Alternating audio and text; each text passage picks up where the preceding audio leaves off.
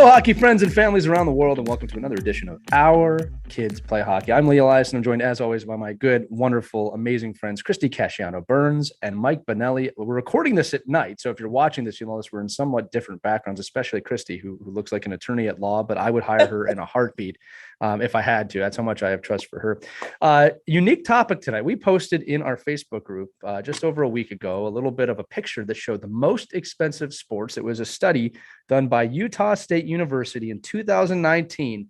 And as it should come to no surprise to anybody listening to this, and if it does, welcome to the game. Ice hockey, number one on the list by a mile. By a mile. Ice hockey costing over, and I think this is low, $2,600 a year on average per child. One child, this is anywhere between the ages of 1 to 18. Again, this is an official study done by Utah State University in 2019. I doubt those costs have gone down since COVID when people are trying to recoup costs, but it got quite a bit of response in our chat because we asked the question, hey, how do we fix this? How do we change this? And Mike, before the episode brought up, let's talk about that because there's a lot of topics of discussion within this. And we got going before the episode even started. And I was like, guys, let's stop. Let's record this. This is good stuff. Yeah. But yeah, I think it's a great topic of why is hockey the most expensive sport? What can we do as families to curtail some of that cost? And what can we do as hockey people maybe to make the game a little better on this front? Because it will eventually, and it is costing people out of the game dramatically.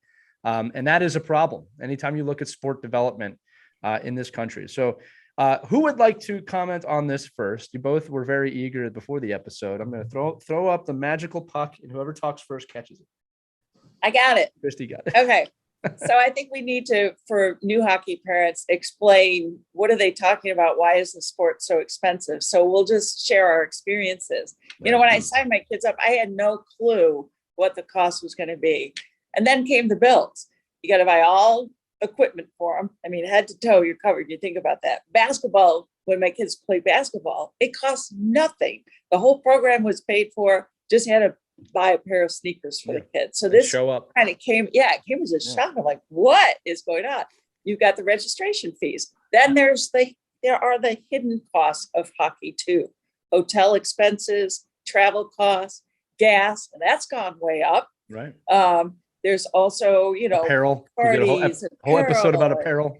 And if you're not into fundraising, you write the check for what your team needs.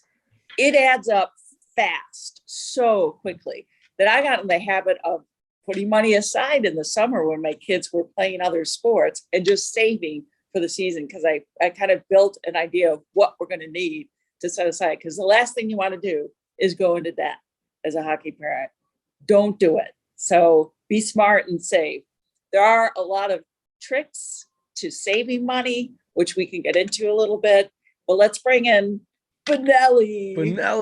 Because he's got a lot of experience. That's a Benelli face he's got on he right now. knows the cost of hockey because you've been on the high end, you've been on the low end, you've been all levels of hockey. So chime in there, my friend. Yeah, and I think I'm guilty of the monopoly of ice hockey as well. I mean, when if you're in a single rink facility and you're in a little, an area where it has a lot of, large number of people that have, pretty good resources for, income, you can go after those people from a business perspective, but from a holistic perspective of we talk about, hashtag grow the game and bring more people into the tent of hockey.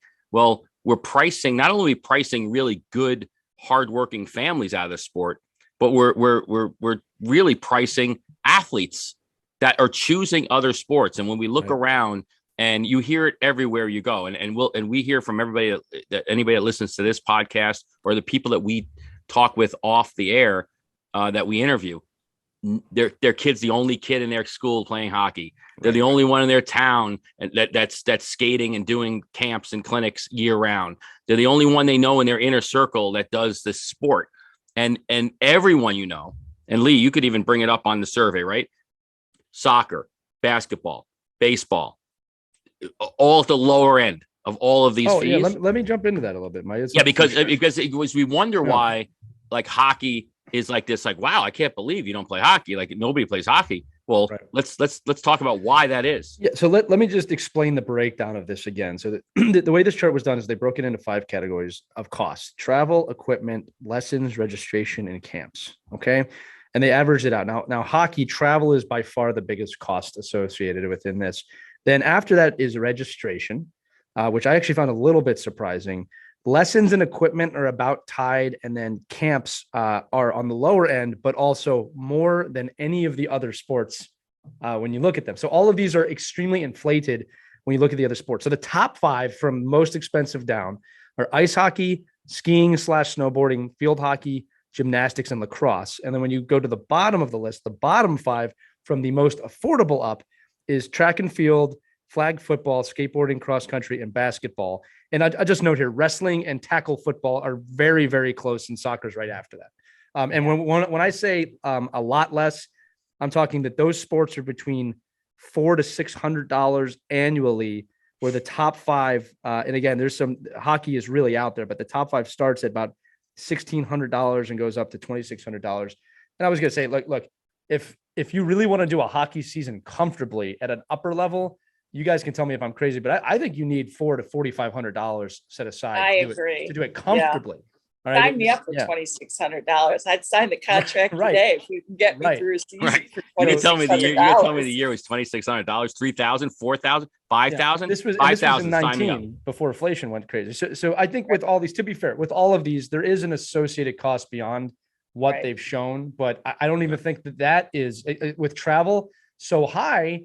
In hockey, it's not congruent. That means it's 10 times the size for hockey families too. But I wanted to give some fair. Our sport requires an ice rink, a facility, which costs money, and there's limited space and limited ability to rent to everybody who wants to play there. Track and field, so that's a huge factor, because as opposed to say lacrosse, you got a field. That doesn't cost anything. Right. And usually school districts take care of the cost of the maintenance of the field, but the ice rink is expensive. So that's a huge factor is when you factor in the cost of hockey. You can't eliminate that. It is, Christy, but but let's put on the hat of a rink owner, somebody that's going to invest in a rink, just like somebody that invests in how much does it cost to put a soccer field in? $8 million? You don't put a turf field in for free. How much does it cost to build a track and field facility? How much does it cost? So there's all these, there's our costs. A lot of towns and villages pay for that. No doubt. But so why aren't we in the hockey world thinking like soccer? Why aren't we thinking like why is travel? If I own a rink, why would I want to produce programming in my rink that forces my kids to go to other people's rinks?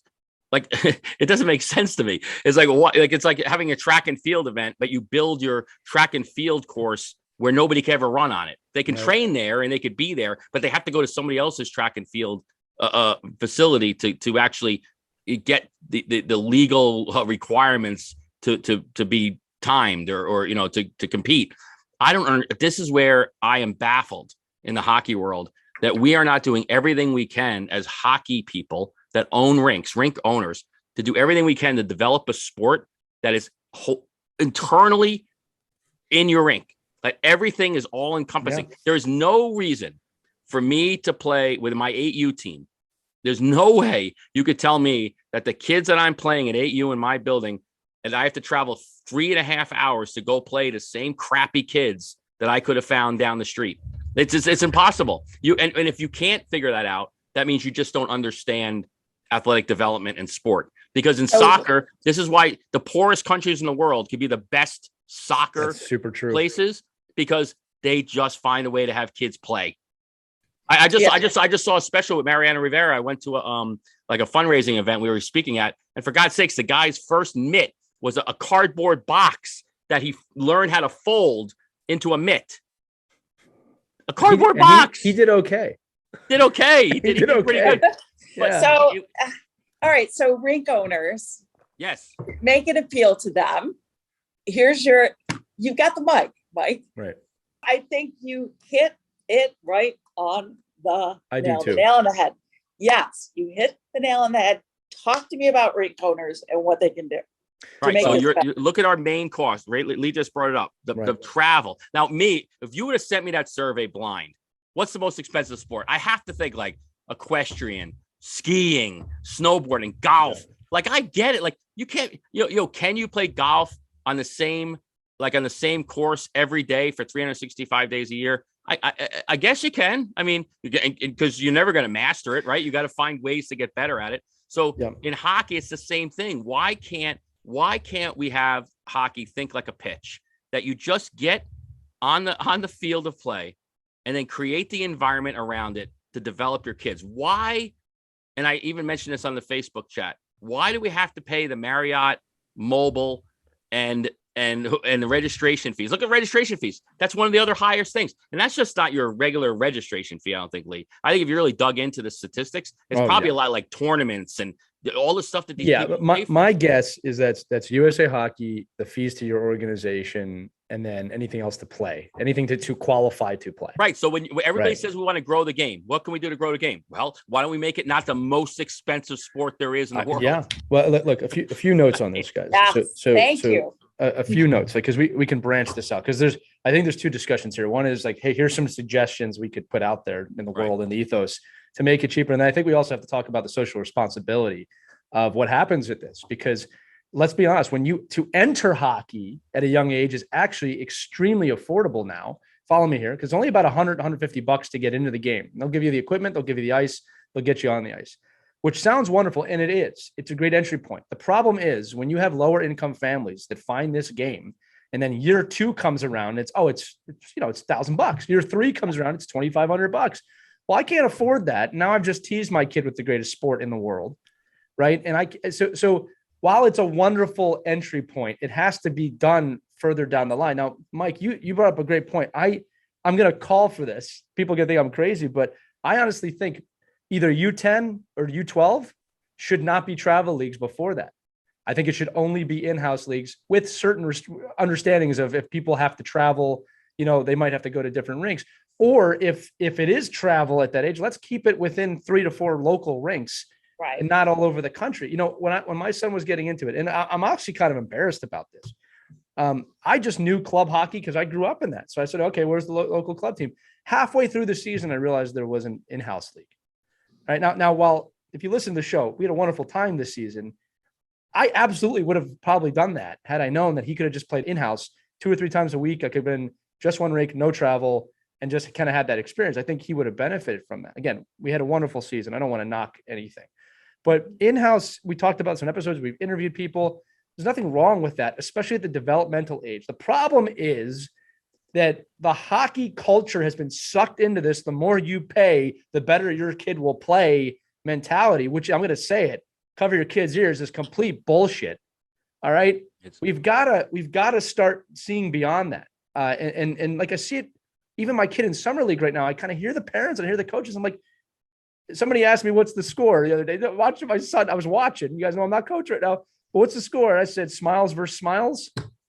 That's all I care about right now. Exactly. Especially really at that age. Yeah, I really did. When our kids were little, and we called them mites at the time. I know we don't call them that anymore.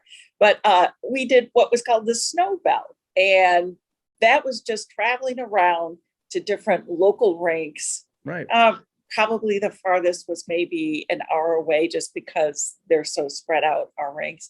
But it was all local within our local community, all our local rinks, which was very manageable, very affordable. Our kids had a blast, and they had some of the best memories of their lifetime, just having fun and getting to know the sport and getting to know the kids in our communities play the sport. And, they would make friends with them, and they could make friends and stay friends with them because it was all within, 1 hour away from each other. Right. Which is fair. Right. An hour radius. I think it's a fair. Great way. They didn't need to be on those big travel teams. And there were friends of ours whose kids did travel. Oh, we're going away to Chicago this weekend. Or we're going to be in the Midwest. We're going to be in, like, why? Your kid is 8 years old. What are you doing? And we're spending $20,000 in hockey this year. Why? Why don't you put that toward college? They say it like a badge of honor. They're hockey martyrs. And I think the debate will be, well, Mike, I can do that in soccer and baseball and basketball because every town has that. So if I'm a soccer player, I don't have to go 30 miles. I could be down the street and play another town's soccer team because everyone plays soccer. So my answer to that is, well, why aren't we doing that with hockey? It's not lack of facilities. It's just not. It is not lack of facilities. It's lack of the ability to put facilities will pop up everywhere. If you put people in a facility until the rivets are coming out, people will build more facilities because they'll find that they're profitable. Here. So Mike, that's what happened here in Pennsylvania. When I was growing up, we had 3 local rinks. My hometown rink was in a municipality, which is very, very rare. And then I had 2 other rinks that were, I remember this, they were 2 rinks. They were double rinks. Well, one of those rinks now has 5 ice rinks. The other one has 4, and at least 4 other rinks have opened up nearby. Because I'm being serious, when Eric Lindros came to the Flyers, hockey exploded in this area. So if there's a need, the rinks will be built. That is absolutely true what you're saying. Just backing you up. Yeah. Right. And then so let's think, why aren't we thinking like, and I think it's because there aren't enough municipalities running facilities. Like when you went back in the 70s, when Bobby Orr helped Massachusetts become a real hockey state, it was because of these things called the MDC rinks, which is these municipal rinks that they built, like cookie cutter rinks. They built like 8 or 9 of them in Fitchburg and in Framingham and wherever, they had in Worcester. They had all these different like rink, and they're all the same rink, but they had one purpose: put as many children into these rinks as possible and build the sport in a low cost, low impact environment, just like soccer, just like lacrosse. I'm actually surprised lacrosse is as high as it is, but I think it's a lot of it has to do with the fact that the numbers are lower in those sports because there's so many more kids. Like you don't like the answer is, well, I don't have to, like I can join a soccer travel team, but I don't have to do it. Well, in hockey, you think you have to do it to gain competition. And my argument, it won't change, because when you talk to the best people in the world that do this, they'll say, why do I have to take my kid into a car and travel against other 11-year-olds to play against kids? Because my team's an all-star team. Well, why is your team an all-star team? How come why don't you just take the 10 kids that are in your team, split them up into 4 different teams and have 4 teams, and everyone learns how to play each other? Well, it's going to hold them back. No, yes, it's not going to hold them back. If you're a good teacher and you're a good developer and you're somebody that truly understands sport, you could put those kids in competitive situations in constraint-based learning where they can grow and learn, and you can build a community. Yeah. But we're a very selfish society, and I get that. And that's why these other, like in Europe and Scandinavia, that's why they work, right? Because they don't make cuts until 14. There's no reason to travel, because you could travel somewhere else, but it doesn't matter because you're not going to be allowed to play. It's just you make it best in your community. And soccer's done that for the most part. I mean, you have AYSO, which was like the big thing in the US, and now they've gone to club soccer, but it's when you look at the sports, it's hurting those sports. It will hurt lacrosse. It's hurt. AAU is hurt basketball, right? Because there's less and less kids now playing rec basketball and more kids playing pay-to-pay basketball. So what does it do? It shrinks the sport. So yes, you get to see the top LeBron James of the world, but you don't get to see what sport is. And sport is not about producing pro athletes. Sport is about giving our kids an opportunity to participate in something physical when they're young and have a purpose and belong to something. Not to eliminate them from something. It's supposed to bring them in, and we've lost that. And I think that's why when you look at hockey and people say, "Oh my God," and then you look at a survey like that comes out, everyone's like, "Well, Mike, I would have loved to play hockey, but it's the most expensive sport there is in the whole country." Right. Well, and you can't justify it. You can't tell them it's not, because it is. But why? Right. But it doesn't have to be. So many parents are buying into that, Mike. Yeah, they don't see the value in keeping your kids with other kids who may not be as good as their kid, but there's a lot of value to that, to playing within your community. It's a lost vision, And it's so weird. It's because the people that run these sports, like the ones that run own the rinks, like most of them don't even have kids anymore. Like they're not even playing. You would think that the number one thing they would do is put your business in a place where everyone would want to be there. Yeah. And instead we say, well, why don't we, to Lee's point, why don't we have a try hockey for free day and bring 190 kids into our rink for $100. And then the next year, let's pull the plug and then have a tryout for 15 kids. Yeah. I'm like, what was the point? I mean, Yeah. I'm laughing because it is funny. Go ahead, Christy. It is funny when you Yeah. look at it, and it's like, come on, people, look at the bigger picture here. Look at the trends too. Right. You know, Well, and that's so what many we've lost. parents feel so, I don't know, forced. Like, oh, I have to do this, or my kid's not going to succeed. Right. I got to do this so that my kid gets that college scholarship. There's so much pressure on parents now to make their kids more the better athlete, bigger, better, stronger. It's just way too much pressure on themselves and their kids. We need to fix this on a societal level too, because I'll tell you what, like look, we've talked about this in every episode. This is about life skills, right? We all three of us think the primary focus on youth hockey and probably sports, but youth hockey that's 1 to 18 years of age is to create a better person, not to create an NHL all-star. It's to create a better person. Okay. And we talk about this all the time about, I think about like college, right? And how college has become a 4-year party for most students, not all. All right. But what are we doing? We send our kids out to college. We get them in immense debt that they can't pay off. And then we put them out in the real world at jobs that are not going to pay them for at least 10 years, anything close to what they could do to alleviate that debt. And then they're 40. It's backwards, right? And in our sport, which I love more than anything outside my family, it's backwards, but it can be fixed. I want to make sure we're bringing some hope into this. So one note at this point before I forget, we have done an episode before, and Christy was the star of it, about how to save an immense amount of money throughout the season. Yeah. Okay, so we will tag that to this episode and put it below. Christy, before we leave today, maybe we'll run through the quick list of that. But there's a lot of ways to save thousands of dollars between your cost, the team cost, so forth and so on. But I wrote these 3 notes down here, guys, and I wanted to bring these up. And Mike, you can tell me, Christy, you can tell me too if I missed something. But really, the 3 components in the context of what we're talking about with youth hockey is development, competition, and visibility. It's not unfair to put that in there, especially as you get towards the later times, right?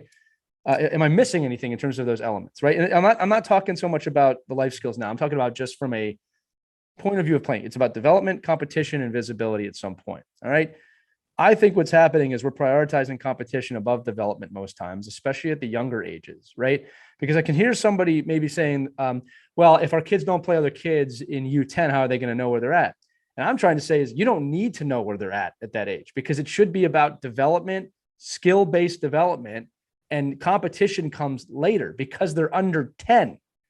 Right. I don't, like I said, I have seen insanely competitive 9-year-olds, and God bless them. All right. But at 9, if you're not developing that person the correct way, it won't matter when they're 19. Right. And I've seen the shy kid at 9, because that was me, turn into the all-star at 17, because I just, that part of it picked up later. And you can call me whatever you want in that. That was just the way it was. I loved the game. So I think, let's just say, U12, you could do an argument for U10 down. It's not about competition. It's not about travel. It's about development. I think you got to find the right place. And I think that if you really are focused on that, you don't have to join a travel team that's costing you $2,500, no matter what they say to you. All right. And again, look, you get peer pressure from your own kids. My friend's on that team and I want to do this. Every family's got to do what's right. If you can afford this, no problem. Honestly, God bless you. That's awesome. Right. That's number 1. Number 2, I want to talk about visibility and competition, right? I have been in hockey most of my life, but I don't remember hearing about, Pop Warner football teams being the best in the country and Little League baseball teams outside the Little League World Series. It's only in high school that those other sports seem to matter, right? High school baseball, high school football, high school basketball is when you really start hearing about this thing. In hockey, it's like, well, my son's on a AAA all-star elite mite team traveling the country. It's like, okay, I don't know what that's supposed to mean. So I think that it comes back to this, guys, and I'll throw it back to you. Athletes stand out. If your child is an athlete, that will naturally happen, and you can develop that child naturally if they're a natural athlete. But I would go as far to say that there's a lot of people in sport that are not natural athletes, or they develop slower than other athletes. And I don't think we're focusing on that. And Mike, to your point, there is a business model that exists that could absolutely profitize off of everything there. But we're so focused on dollar amounts. And, I think about ice rinks, Mike, you made that point about ice rinks. And this is easier said than done, but it's like, look, it's like injection molding. If you have a business, you want your injection molders on 24 hours a day. You want them printing 24 hours a day, because when they're not printing, they're not making money. Okay. Now, again, with ice rinks, kids go to school. I get that. You got to find times, but man, the ice rink model's been the same my entire life, right? It's open hockey, open skate, figure skate, your shinny in the morning, then 12 practices and a game at night. That's the best we can do. It's a horrible model. All the rink managers are going, that is the best we can do. No, it's not. And it's not. It's an awful model. And it's a model of how do we get the least amount of kids, paying them most amount of money, and then send them to somebody else's program that's trying to get the least amount of kids and make the most amount of money. It makes no sense. It actually doesn't. I used a joke one time before I was fired from a job. That was, that we use, like we were doing, where I said, what calculator are you using? I said, I'm using a Texas Instruments calculator. You guys are using like an abacus or something. Yeah. Like, I have no idea. Like, I'm trying to look, I'm like, how do I blatantly throw this in your face that what you're doing, the model that you have makes zero sense. And in fact, if you're the model that says, well, Mike, our model is we want the best kids at the earliest ages, because our model is to develop pro and college athletes. Well, you're doing it wrong as well. Right. Because the statistics will show you that those kids aren't being produced.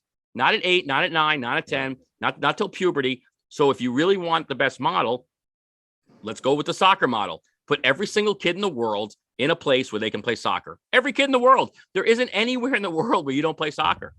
And you don't need a field. I don't listen, the last time I looked at a lot of these places, they didn't have fields.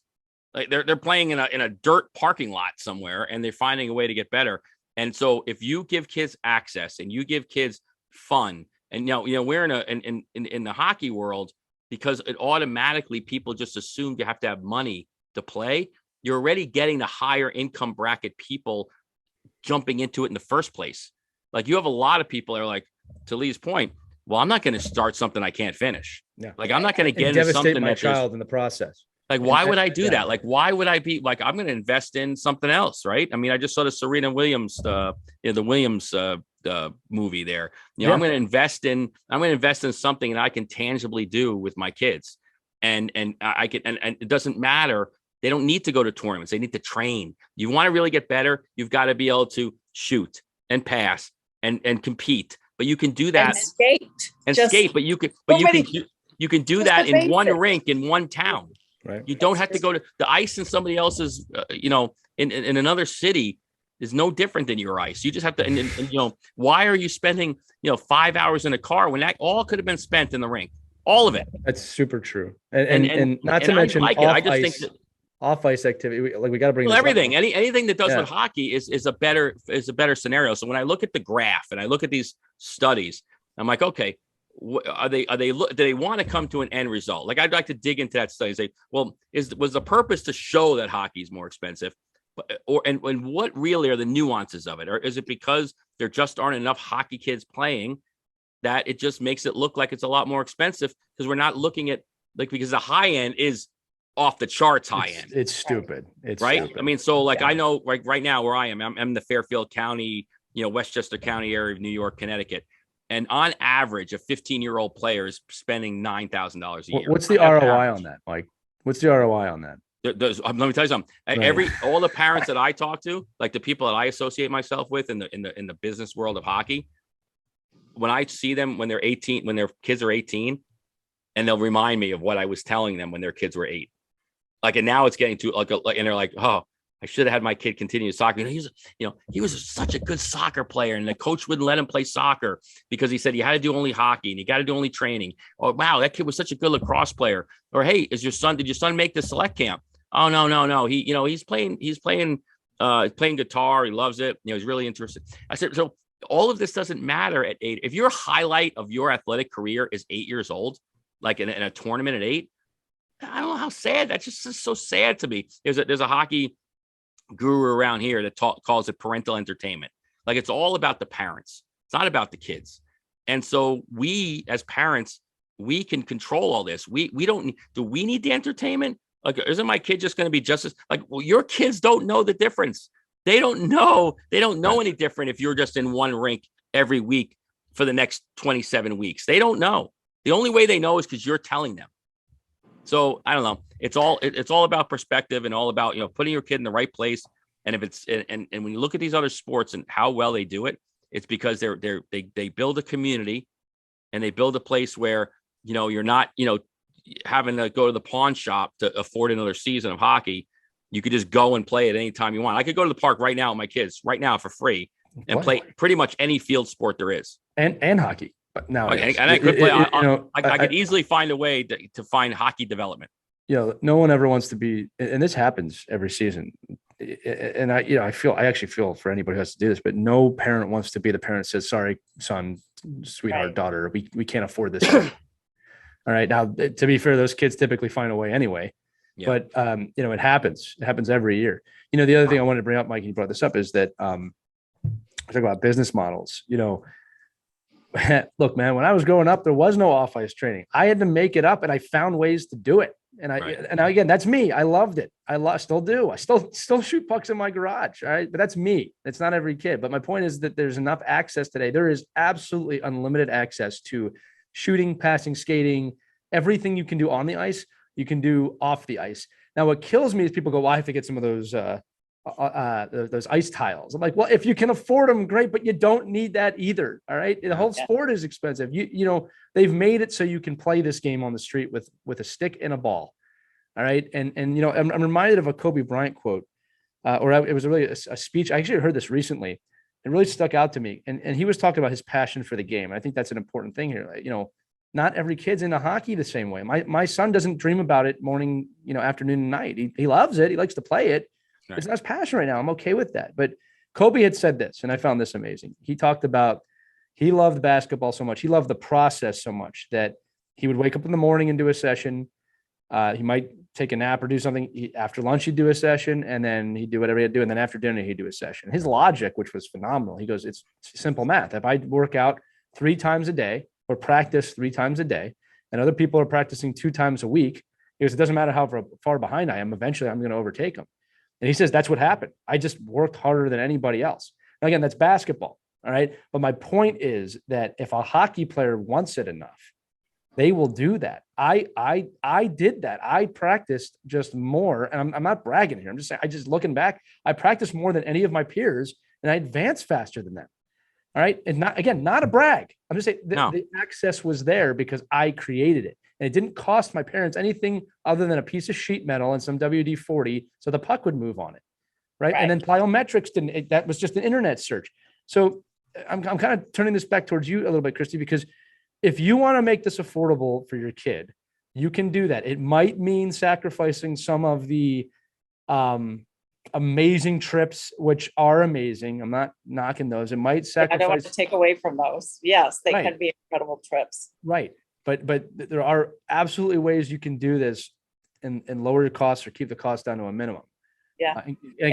A friend of mine, it's funny, a friend of mine who's a hockey friend who's never been to the house had dropped something off to our house. And I said, "Oh, we live blah, blah, blah." And then you don't have to tell me, you're the one with the net in the driveway. Right. Oh, of course. Yeah. I mean, because Sophia's out there already, that's what she does in the summertime, and she doesn't have to spend a lot of money, and it's her own drive, and she's gotten really good at shooting, and your kids will too. Just set up a net in the driveway. It doesn't really cost a lot of money. It's not much. That's worth the investment. I'll say it's definitely worth the investment. Yeah. And you'll have all their hockey friends over too, which is a lot of fun too. They'll make the summer go by and you'll just have a blast. You get the net and the replacement windows. That's what it was. Yeah. Tons of ways to save during the season. We've gone over that before, and Lee's going to attach our last episode. A lot of great tricks of the trade, a lot of great hockey parent hacks that we've shared so that you can save some money. But I do have a 2022 hockey mom wish. I wish more towns, villages, and cities would have faith in hockey and invest in our kids who play hockey. Right. Make a world of difference. So there's my appeal. Look, it's a great point. And I hope the learn to play programs expand beyond just U8. in Yeah. Adams, because I'll be honest with you, I was blown away by what I got for the learn to play, but I also knew like this is not sustainable. The low income family is not going to be able to do this beyond a year. Yeah. Well, that's that second cost, right? Like Christy, that second cost in the survey, the second highest cost was equipment. And one of the things we don't do a great job of in the hockey world and the hockey community is reuse. And because this stuff, if you look at a 10-year-old and 11-year-old shin pads, they look like they're brand new. I mean, they're basically growing out of the stuff before they can outwear it. Like it just doesn't, like I do an equipment swap for lacrosse. And up until this year, it was great because the lacrosse came out with new regulations for shoulder pads. So now every kid that plays lacrosse has to get this different approved shoulder pads. So now thousands of shoulder pads are obsolete.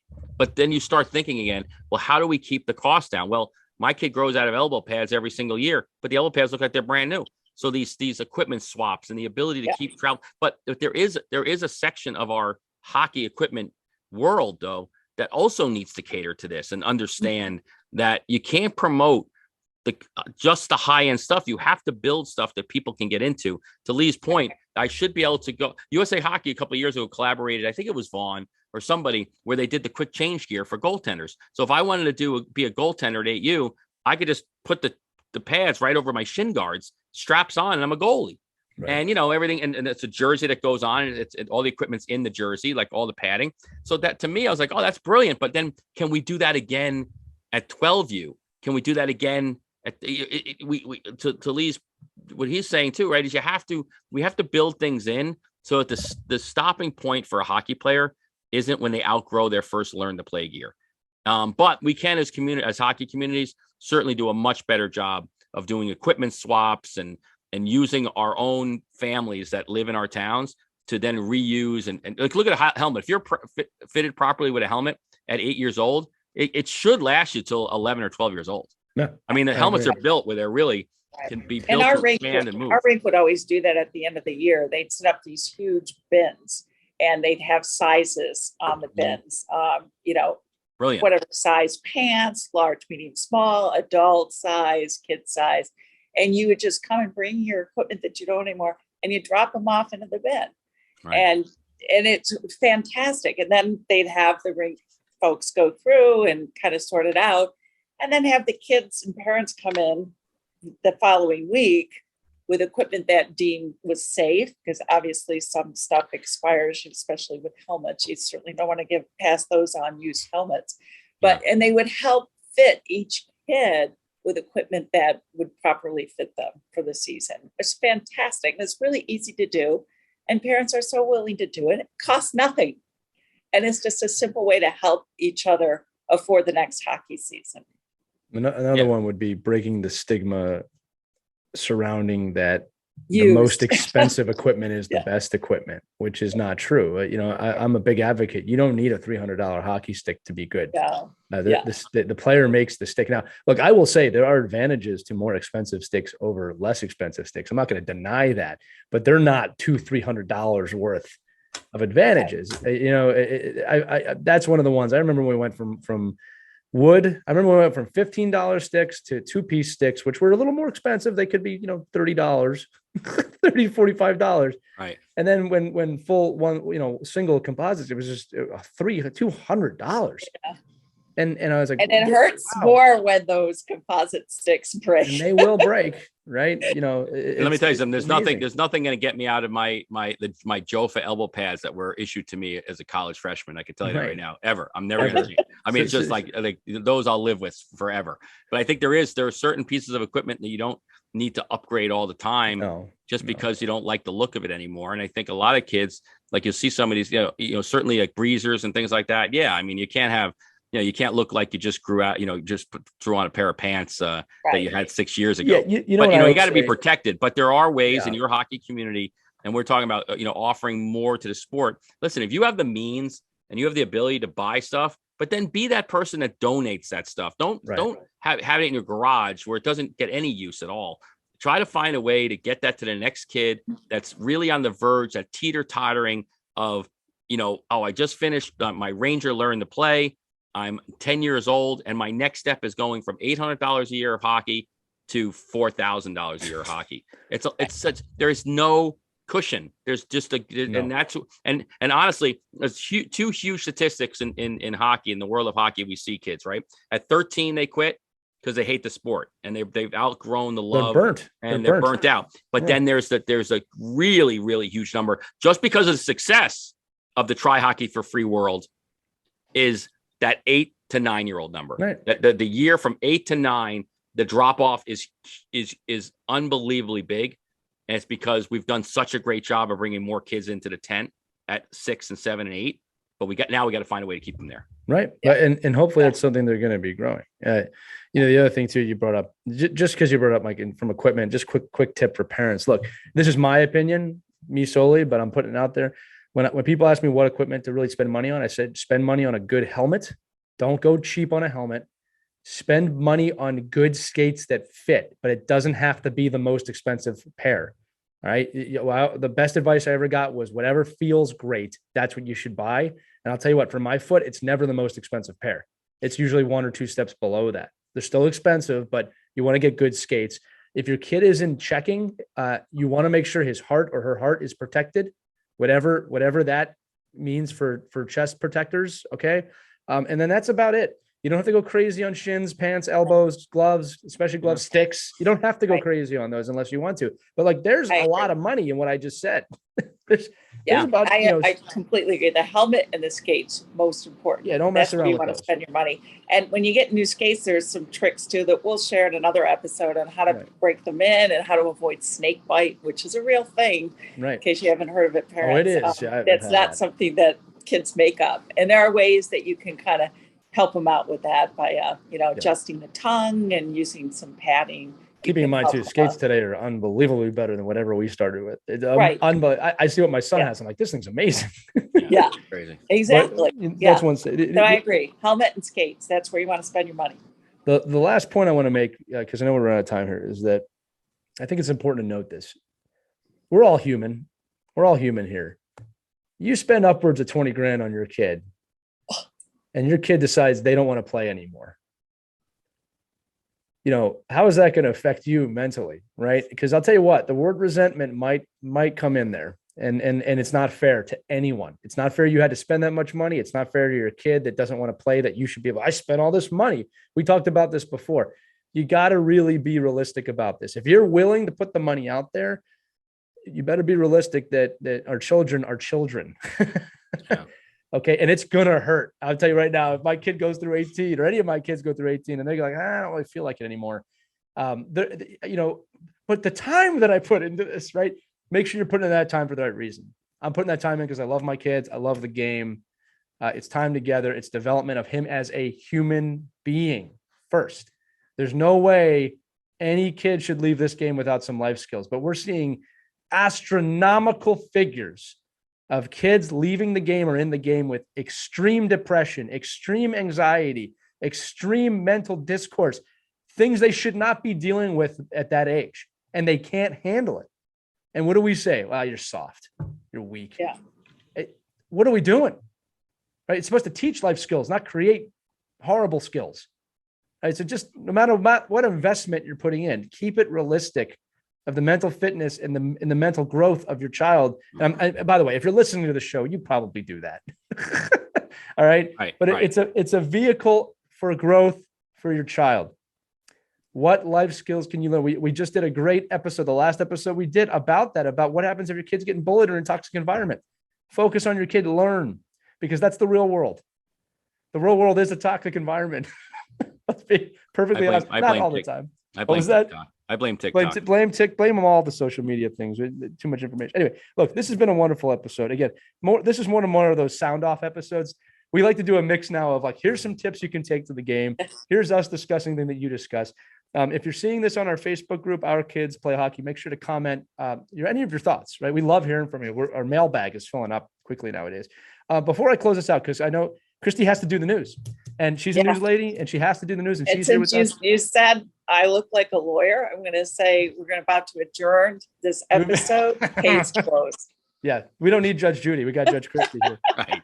All right. Perfect. So, Mike, any final thoughts before I close it out? That's perfect. I'm listening to the judge. All right. I'll spend my I'll Tell spend it my to Monday the nights kiddos. with this court anytime. But that's going to do it for this edition of Our Kids Play Hockey. Make sure to check out all the episodes, ourkidsplayhockey.com. If you want to email us, if you have any thoughts, team@ourkidsplayhockey.com. It will be one of us that gets back to you. We always reply. And please, if you haven't already, join our Facebook group, again, aptly titled Our Kids Play Hockey on Facebook.